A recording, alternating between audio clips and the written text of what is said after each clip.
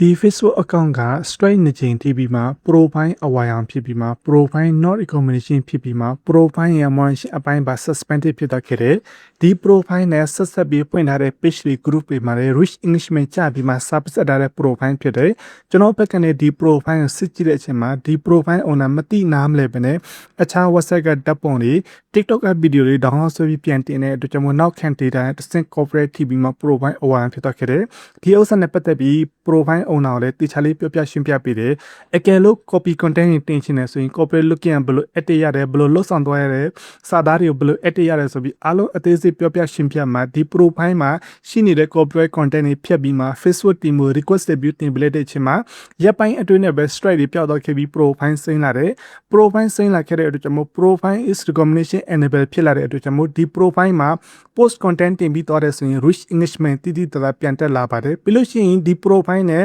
ဆက်ဆက်မှုရှိတဲ့ page တွေ group တွေမှာလည်း post content တင်ပြီးသွားတဲ့ခါမှာ rich engagement တွေပြန်တက်လာပါတယ်နောက်တစ်ခုက monitoring suspended ဖြစ်တဲ့ဥစ္စာလည်းကျွန်တော်ဘက်ကပြုပြင်ပေးလိုက်တဲ့အချိန်မှာအချိန်တိုအတွင်းမှာပဲ monitoring ပြန်ပြီး enable ဖြစ်လာတဲ့အတွက်ကြောင့်မို့ဒီ profile နဲ့ဆက်ဆက်မှုရှိတဲ့ page တွေ profile တွေမှာအားလုံးက monitoring enable ဖြစ်လာပြီးမှအခုဆိုရင်